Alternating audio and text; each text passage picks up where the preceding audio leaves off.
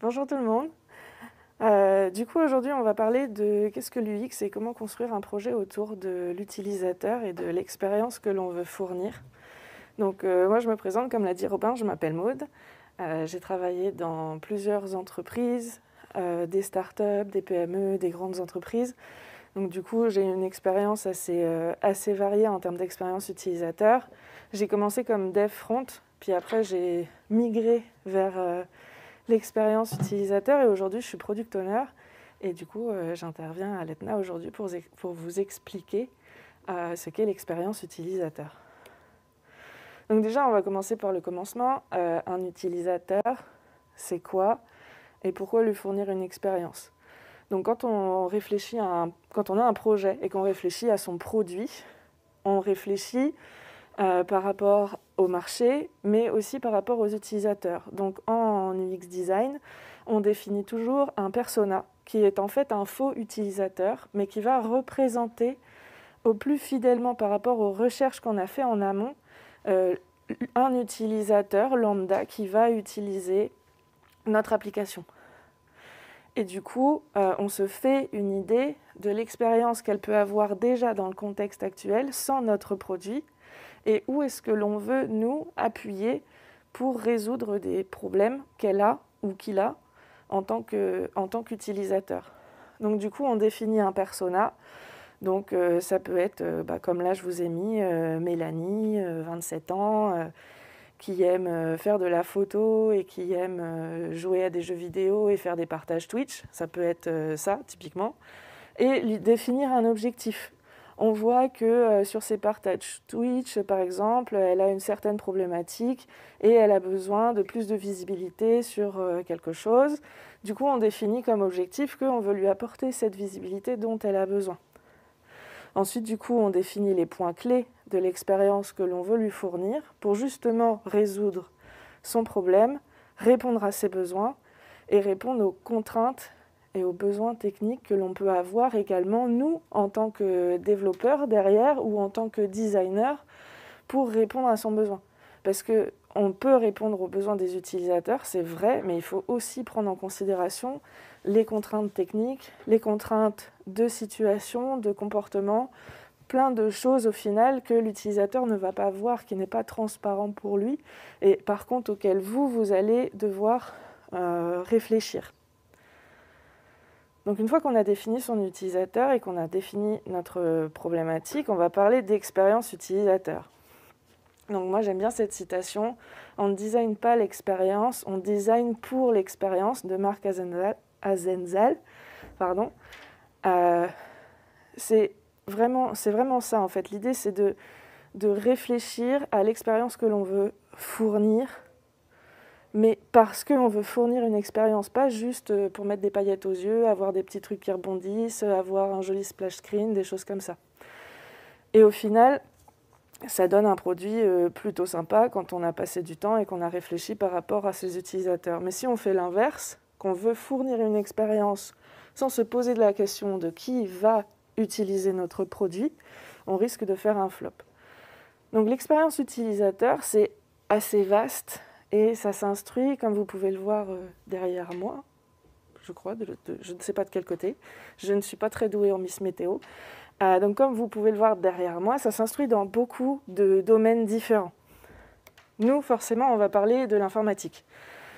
Mais dans l'informatique, il y a aussi énormément de choses, surtout en mobile, à réfléchir. Parce que comme les utilisateurs, comme Robin l'a dit, utilisent presque quotidiennement, voire dorment avec leur smartphone, il y a une relation qui est plus forte et qui est importante à réfléchir quand on fait de l'expérience utilisateur sur du mobile.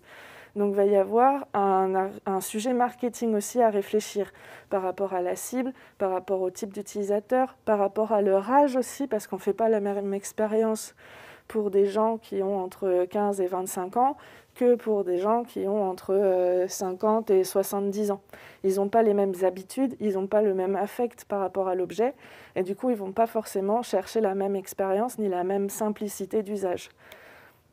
Il y a aussi un travail rédactionnel à faire, toujours dans la même réflexion, Parce que quelqu'un qui est jeune, entre guillemets, ne va pas parler de la même façon que quelqu'un qui est plus âgé et ne va pas réagir de la même façon par rapport au langage emoji, par exemple, ou par rapport au phrasé qui est utilisé.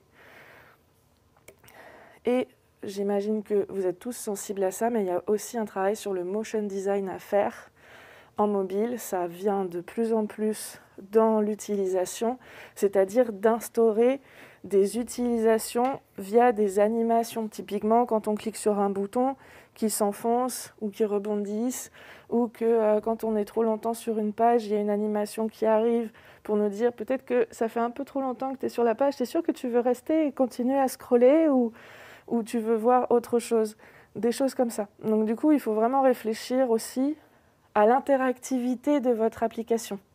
Tout ça, ça fait partie de l'expérience utilisateur que vous allez fournir. Et du coup, il faut essayer de vous mettre à la place de l'utilisateur sans non plus, c'est un des biais, penser que vous êtes l'utilisateur. Parce qu'il y a plein d'usages, il y a plein de problématiques différentes et une personne n'est pas un utilisateur. Enfin, en soi, oui, au terme stricto sensu, mais quand on conçoit une expérience, il faut toujours réfléchir sur l'expérience globale, l'expérience de masse, entre guillemets, je dirais, qui va convenir au plus de monde, et donc pas seulement à soi-même. Donc il faut toujours, et je vais revenir dessus plus tard, réfléchir et tester ce que l'on va proposer comme expérience pour vérifier que ça s'instruit dans une expérience qui convient au plus de monde possible. Du coup, tout commence par une idée, forcément. Là, votre défi, ça va être de réfléchir à une solution mobile pour l'intra-étudiant, mais ça peut être n'importe quoi. Vous avez des plis, des GPE à faire, et du coup, vous allez devoir réfléchir à une idée. Donc du coup, comme je l'ai dit, il va falloir définir qui sont vos utilisateurs, mais aussi quelles sont leurs habitudes. Quand est-ce qu'ils vont avoir à utiliser leur smartphone ? Typiquement, c'est pas du tout dans le mobile, mais j'aime beaucoup cette pub de voiture où on voit la maman qui a son bébé dans un bras, les courses dans l'autre, et qui arrive devant le coffre de la voiture et qui passe son pied sous le coffre de la voiture pour ouvrir le coffre automatiquement. Ça, c'est exactement le type d'analyse qu'ils ont fait. En fait, ils ont analysé les comportements des gens et leurs habitudes, et ils ont vu que souvent, on arrive devant le coffre, les bras chargés comme pas possible, et plutôt que de se plier, de se descendre, de se faire mal au dos, et de se remonter, et de reporter les paquets, etc., et du coup, ils ont inventé ça pour répondre à ce problème-là, qui, en soi, n'a peut-être même pas été identifié par les utilisateurs eux-mêmes. Ensuite, donc, on a besoin de la solution. Donc là, typiquement, pour cette voiture, c'est le capteur sous le capot qui va ouvrir le coffre. Mais il faut aussi réfléchir à pourquoi est-ce qu'on fait ça. Donc c'est justement pour éviter que les gens ils se baissent, ils posent leur sac et ils les reportent. Et à quel moment ? Donc d'où l'analyse en amont de qu'est-ce que font les utilisateurs, pourquoi est-ce qu'à un moment donné, ils se sentent pas bien ou ils sont frustrés, et du coup, qu'est-ce que nous, on va pouvoir apporter pour résoudre ça ? Et à nouveau, se demander pourquoi est-ce qu'on veut le résoudre, pour aussi nous aider à prioriser les différents besoins que l'on veut résoudre. Donc toute l'expérience utilisateur, en fait, c'est toujours une réponse à des besoins ou à des problématiques que les utilisateurs vivent, qu'ils l'aient identifiées eux-mêmes ou non. Pour ça, il y a différents moyens. On va faire des interviews, on va faire des focus group, donc c'est comme un interview, mais avec beaucoup plus de personnes d'un coup, souvent des tables de 5 personnes et souvent plusieurs tables. Comme ça, on va avoir un avis de masse plus rapide. Ça peut être du coup des user journées où on va vraiment expérimenter quelle est la vie de l'utilisateur et quel est son baromètre d'émotion. Est-ce qu'il est plutôt ravi ? Est-ce qu'il est plutôt frustré ? Est-ce qu'il est plutôt carrément en colère ?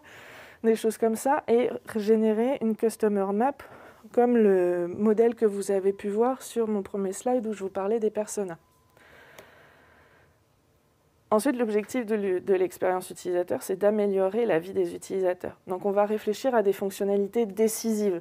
On ne va pas forcément directement, typiquement, développer la connexion à l'application mobile. Parce que ça, en soi, c'est plus une contrainte que l'on met aux utilisateurs parce que nous, en tant que développeurs ou en tant qu'entreprise, on en a besoin. mais on va réfléchir d'abord aux fonctionnalités qui font vraiment le cœur de notre produit.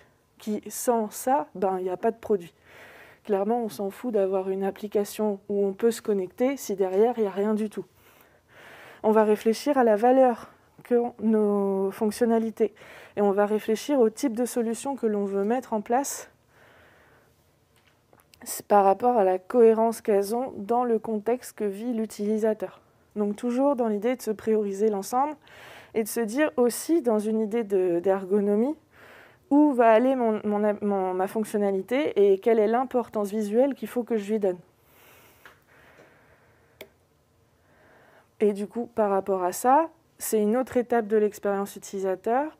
On va faire des wireframes qui sont des maquettes très très très succinctes où il y a vraiment juste des zonings, juste voilà, là va y avoir un bouton, il va faire ça, là va y avoir un menu, il va faire ça, là va y avoir un tableau, là va y avoir des images, et de se dire quand on clique, on va aller à une autre page, quand on clique, on va déclencher des fonctionnalités, etc.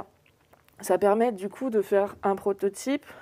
Il faut aussi associer ce prototype à une histoire, parce que ça va dans le pitch marketing, mais ça nous aide à resituer l'utilisation de l'application que l'on va concevoir.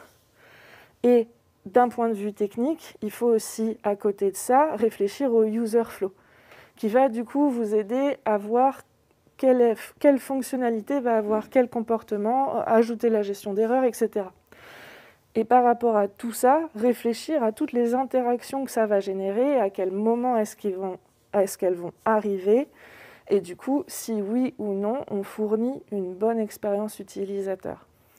Donc, c'est beaucoup de choses à réfléchir, mais en soi, c'est très important de passer par cette étape parce que ça vous évite aussi, en passant par cette étape de prototypage, de faire trop de code. Parce que là, typiquement, c'est juste des images les unes après les autres, ou comme on voit sur la photo du milieu, c'est carrément un morceau de papier sur lequel on a dessiné notre téléphone et sur lequel on vient positionner des bouts de papier pour symboliser les fonctionnalités et les inputs que l'on va proposer.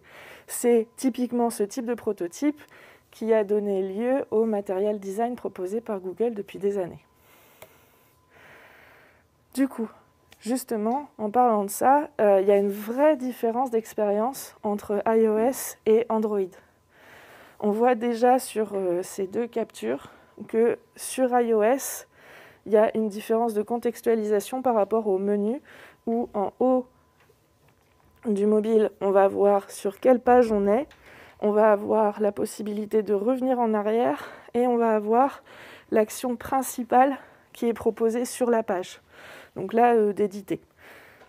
En bas, on va avoir un autre menu avec du coup les différentes pages ou les différentes fonctionnalités proposées qui sont les fonctionnalités principales de l'application à l'endroit où on se trouve. Et du coup, ça peut changer suivant l'endroit où on se trouve, mais c'est quand même assez charté, c'est assez carré. Et d'ailleurs, quand vous soumettez une application à l'App Store, vous avez un certain laps de temps qui est dû au fait que les gens d'Apple vérifient que votre application correspond à leurs normes, à leurs chartes, que vous utilisez le bon design, que vous utilisez le bon code, que votre code est propre, un minimum, etc. Donc du coup, vous pouvez très bien vous faire bâcher de l'App Store, vous faire refuser votre application si vous ne respectez pas certains paradigmes que eux ont instaurés pour leur application. A contrario, on voit que sur Android, c'est beaucoup plus disparate, c'est beaucoup plus éclectique et c'est plus contextuel. C'est-à-dire que suivant le type de page où l'on va arriver, on va avoir une navigation différente, mais on retrouve toujours le burger menu en haut, souvent la recherche à droite. On peut naviguer soit en scrollant, soit en allant de gauche à droite. Et on a toujours les boutons d'action qui sont en bas à droite, qui peuvent être plus, mais qui peuvent être aussi... quand on clique sur le bouton, rajouter d'autres petites bulles. Et du coup, là, on voit que l'application, elle est faite en material design. On le voit aussi sur le menu, justement. Tout à l'heure, là, on voyait que le menu principal chez Apple, il est en bas. avec vraiment les pages principales ou les possibilités principales, sur Android, il est dans le burger menu. Chose qui, quand on passe de l'un à l'autre, du coup, est assez perturbant, puisque un utilisateur Apple ne va pas forcément comprendre l'usage du burger menu et ne va pas forcément avoir l'idée de cliquer dessus pour accéder au menu et aux pages qu'on lui propose. Alors que sur Apple, typiquement, quand on clique dans un menu, eh ben, on a plus de détails et plus de paramétrage. C'est vraiment pour aller plus en profondeur. C'est pas forcément juste pour proposer une pagination de l'application. Donc du coup, ça aussi, il faut y réfléchir également par rapport à ce que disait Robin tout à l'heure sur le fait que les parts de marché sont différentes, mais les utilisateurs d'Apple ont peut-être plus de poids, plus de visibilité que ceux d'Android, même si ceux d'Android sont plus nombreux, etc. Et il faut aussi le réfléchir, surtout quand on fait du cross-platform, parce que du coup, quand on va faire du cross-platform, on va avoir tendance à faire un design commun à deux applications, et il faut que ça corresponde aux deux usages différents, sinon on risque de frustrer une ou partie des utilisateurs. Par rapport à l'utilisation du mobile, c'est quelque chose à laquelle il faut que vous réfléchissiez, qui est assez importante, c'est où vont les doigts de vos utilisateurs quand ils vont sur leur téléphone. Là, typiquement, on voit les zones de chaleur, c'est-à-dire que tout ce qui est vert, c'est vraiment les zones qui sont assez faciles à atteindre, même avec le pouce, ou que des personnes qui n'utilisent pas le pouce pour naviguer vont utiliser leur index facilement, mais du coup, ils ont moins de zones. Les rouges, forcément, c'est celles qui sont inatteignables. On va forcément devoir aller utiliser notre index, ou alors on a un pouce de 4 km de long, ou le téléphone est très petit, ça peut être ça aussi. Et du coup, il y a différentes façons d'utiliser son téléphone, soit en vertical, soit à deux mains, soit en horizontal, etc. Et tout ça, il faut réfléchir à ça quand vous développez votre application, parce que forcément, vous n'allez pas mettre les fonctionnalités au même endroit, suivant leur importance, suivant la facilité à atteindre cette fonctionnalité, suivant ce que vous voulez proposer. Et ça va aussi, du coup, jouer sur le format de votre application. Typiquement, un jeu, la plupart des jeux, si on prend du jeu de combat, du jeu de voiture, du jeu d'aventure ou autre, souvent ça se joue à l'horizontale. Alors qu'un jeu comme Candy Crush ou les Bubble ou les Tetris ou autre, ça se joue à la verticale. Donc cette réflexion-là, elle joue aussi sur l'expérience que vous voulez fournir, parce que forcément, soit vous contraignez votre utilisateur à tourner son téléphone, soit vous vous adaptez à son utilisation quotidienne. Tout ça dans le but d'optimiser votre produit. Donc à chaque fois, une fois que vous avez déjà votre prototype, que vous avez votre utilisateur, vous avez déjà une bonne base, vous allez essayer d'optimiser tout ça et de retravailler au fur et à mesure en réfléchissant par rapport à ce petit guide-là. Je pense qu'on refournira les slides derrière, mais donc ce petit guide qui est le guide de Bastien et Scapin, qui sont deux doctorants qui existent depuis longtemps, qui ont fait un doctorat en ergonomie, et du coup qui ont fait une liste de tous les points auxquels on doit penser quand on conçoit un produit, qui soit mobile ou web. Et du coup, il faut bien réfléchir à ces points-là, qui sont de guider l'utilisateur dans toute son expérience. On ne va pas juste fournir une application comme ça avec des fonctionnalités et puis se débrouille. Il faut réfléchir à qu'est-ce que va faire l'utilisateur, par où est-ce qu'il va passer, par où je veux l'amener en tant que développeur. Donc les guider. Réfléchir à la charge de travail que ça peut représenter pour l'utilisateur. On va peut-être favoriser des boutons d'action directe plutôt que de l'emmener dans une page, et là, enfin, il a son résultat. Donc c'est aussi réfléchir au fait que les chemins doivent être les plus courts possibles, ou les plus simples, les plus intuitifs. C'est réfléchir à des contrôles explicites, donc à des boutons d'action qui sont visibles, qui sont intelligibles. Donc maintenant, souvent, vous avez sûrement vu chez Apple, ils mettent les boutons d'action en texte directement et pas forcément d'icônes, alors que sur Android, on fait souvent l'inverse. Maintenant, il y a le parti pris de combiner les deux, de mettre et un texte et une icône, parce que certaines personnes vont lire, d'autres personnes vont retenir l'icône. Donc typiquement, ce genre de réflexion est là-dedans. Il faut que ça s'adapte. Ça revient par rapport aux zones de chaleur qu'on réfléchissait et au contexte d'utilisation aussi de l'utilisateur. La gestion d'erreurs à laquelle on pense rarement, mais il n'y a rien de plus frustrant qu'une application qui plante et on ne sait pas pourquoi. D'avoir un écran blanc ou d'avoir un blocage, un freeze sur son application et on n'a pas de message d'erreur, on ne sait pas pourquoi, ou on a voulu envoyer un formulaire, il n'est pas passé, on ne sait pas parce qu'il y a 0 message derrière. Autant pour l'utilisateur que vous derrière d'avoir des logs pour savoir qu'est-ce qui a planté, à quel moment, pourquoi. Une homogénéité, une cohérence, ça c'est typiquement d'utiliser la même charte graphique partout.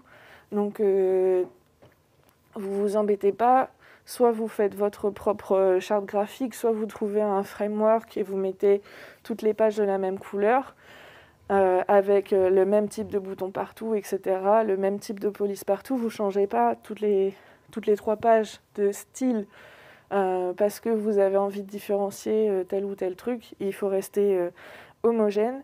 Et la signifiance des codes et des dénominations, ça, c'est-à-dire qu'il faut réfléchir au nom que vous allez donner à vos fonctionnalités, à vos boutons, pour qu'ils soient clairs pour les gens.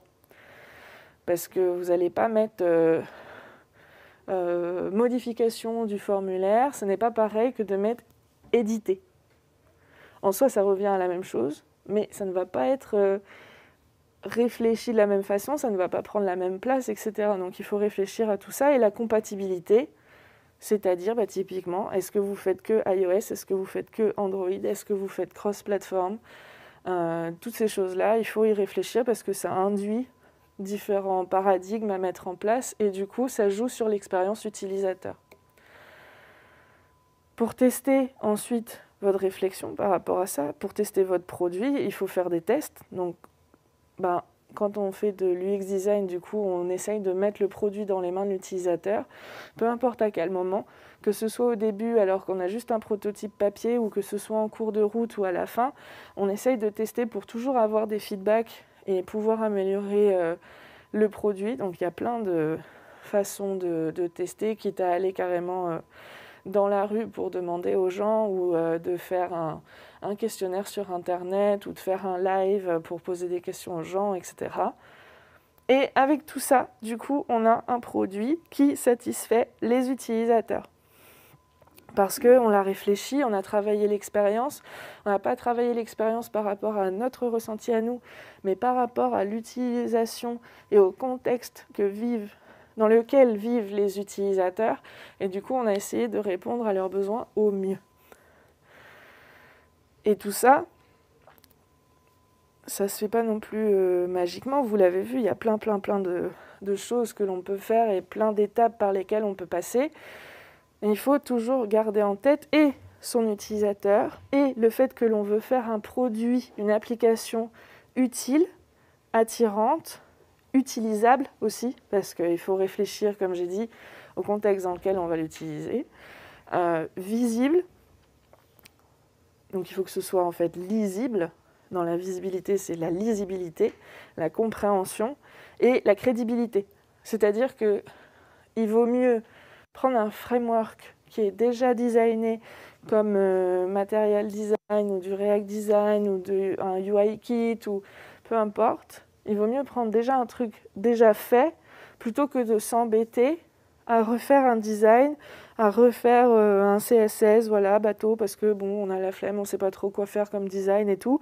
Vous embêtez pas, choisissez quelque chose qui existe déjà parce que ça va générer un affect supplémentaire avec votre utilisateur dans le sens où il va déjà connaître ce design, il va déjà reconnaître différents paradigmes qui sont proposés par ce kit. Et du coup, ça va vous donner de la crédibilité, même si en soi vous avez utilisé un framework. L'utilisateur, lui, il s'en doute pas. Et la plupart des gens ne savent pas qu'il y a des frameworks qui font ça.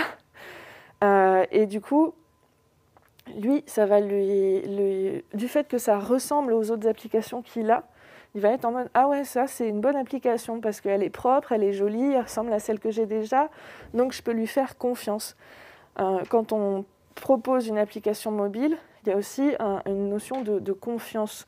Suivant le design et le look que vous allez apporter, eh ben, on va avoir plus ou moins confiance. Si on a un joli design épuré qui ressemble aux autres que l'on peut voir, on va faire plus facilement confiance que si on a quelque chose de complètement disruptif qui ne ressemble pas à ce que l'on a l'habitude. Et après, on fait quoi ? Une fois que vous avez mis votre application en ligne et que vous l'avez proposée aux utilisateurs, eh ben, on recommence, on continue. On repose les questions aux utilisateurs, on retravaille avec eux l'expérience et on améliore. C'est un peu comme du continuous delivery en développement. À chaque fois, on réitère et on cherche et on essaye de s'améliorer. On vérifie que les call to actions, donc les boutons d'action, correspondent à l'expérience utilisateur que l'on a voulu apporter, qui sont positionnés au bon endroit, et on les bouge si nécessaire, etc.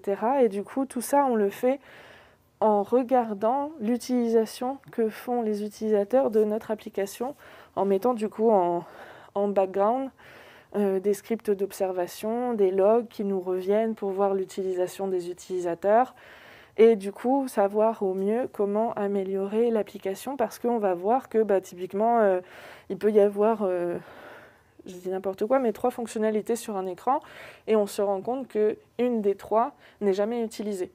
Du coup, on peut se demander, mais pourquoi est-ce qu'elle n'a jamais utilisé ? On pensait que c'était un truc hyper intéressant et tout.